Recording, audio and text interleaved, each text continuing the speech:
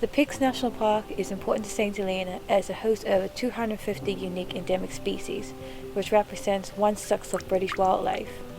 There are at least 16 hectares of old cloud forest growth now remaining. Fragmentation and invasive species have put the biodiversity under threat. In some cases, there are some unique tree species with less than 10 individuals in the wild, such as the false gumwood. And it also provides around 40% of the island's water supply, the majority of which is through mist capture, which is best done by the native species. Here in the nursery we have two staff here. We normally go out to collect ferns or seedlings. We bring back to the nursery, we propagate. Roughly about 300-400 a day, can on a good day. We propagate all species for Diana's pig, all highland species. We propagate whitewoods, dogwoods, he cabbage, she cabbage, black cabbage, Diana's pig grass, lobelia. We collect seed or seedlings, and we go to like old trees to collect seed with better genetics and stronger plants. This is one of our most endangered species, large bellflower. Sometimes we plant at least 1,000 of these. We only manage to keep 50 alive in the wild. It's very delicate. If a grub get in here, eat half of the plant, the whole plant will die. This is another section of our nursery. When our plants are big enough, we bring out here on the benches to hard enough, acclimatize to the weather, and when they're ready, then we leave them out here for 6 weeks, and the field teams will take them out in the field, ready for planting. And right now, it's a bit difficult of the weather. We can't get there at the moment. That's why they are getting a bit big.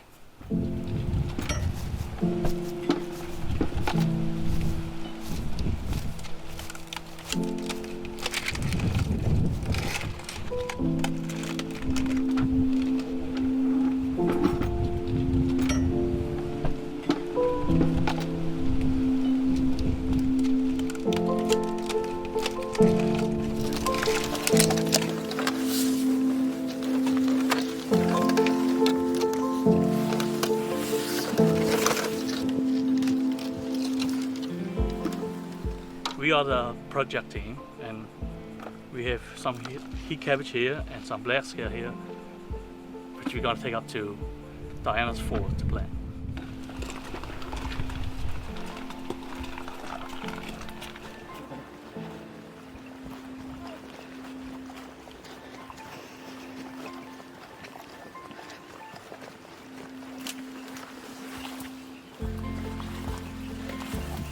So this area that we're planting now, we are just filling in some of the gaps where we planted this area up about 6 months ago, and we're looking to establish this area in around about sort of 18 months to 2 years. It will get to the stage where it's pretty much supporting itself.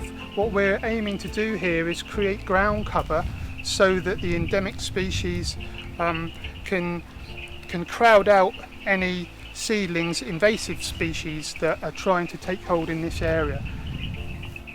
So the reason why the planting of endemics in this area is so important, as it is for the whole of the peaks in fact, is because many of our endemic species are threatened, and so we're trying to rescue the species, increase the amount of endemic invertebrates that live in these habitats, but also too restoring the peaks helps to assist with water capture or miscapturing, and that's one of the problems we have up on the peaks where the invasive species have taken over. The ability for the peaks to store water after heavy rains has been diminished. So by restoring the cloud forest, we're actually helping capture water, which is going to help with the human population on St Helena. The nature-based actions are decided by all of our experience of working on the peaks and through extensive research. It's kind of getting chopped up at the moment.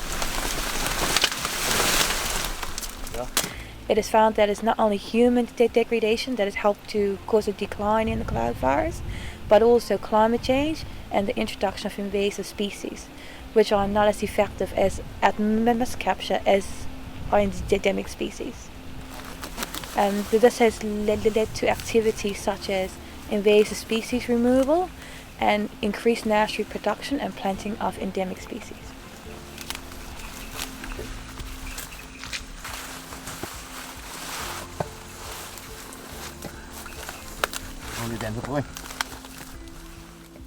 This is the peasant tail here. It is invasive weeds that grow amongst the other plants what we plant out, and it's spread rapidly. So we need to control it to get it away from causing a nuisance to the other plants. So what we do, we pull it up, put it into sacks, and we take it to the horse point dump.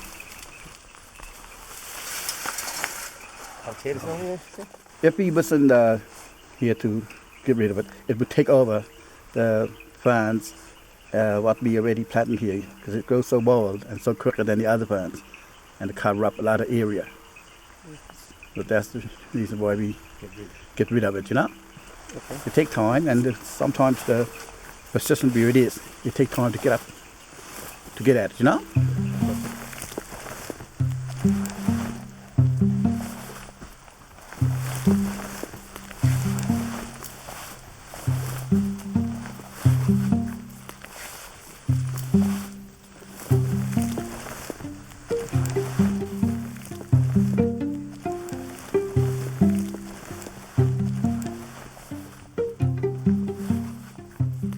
Well, you see here, this is the we call it the tails of the plant. So if you don't get them out or break the roots off, they will grow back very quickly.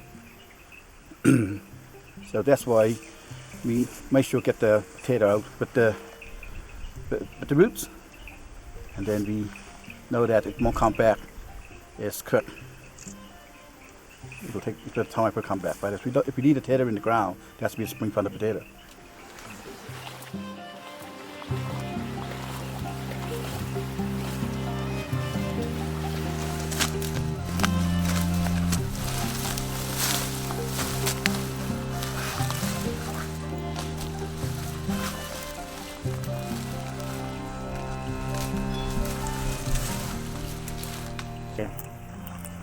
This is the blackberry we've taken out. You gotta get it out from the root. It won't grow back again. So we won't want it. Mexican cribber. You take it out, put it on heat, then take it from here, take it to the dump, try to get rid of it. Blackberry is so difficult to get at. There's so much prickles on it. See the prickles there? It's hard getting at, it takes so time to get at, and you guys have to try to get the wool out because it's spring from here. Maybe that's why we have to take it out from the root, you know. Try to get most every bit out you can, you know. Same this here, same thing, see. You guys try to get it out from the root and that. Try to get rid of this, try to take it to the dump, see. It's so awkward, see, but on one side of the hill, see. He's flying out all the time, see? All three of you take out all the pheasant tail, all three. and the future. You can see all to the future there. How hard is it working up here? So it's very awkward sometimes. The hills are steep, it slips slowing out. Slippery sometimes. Yeah. Especially in wet weather.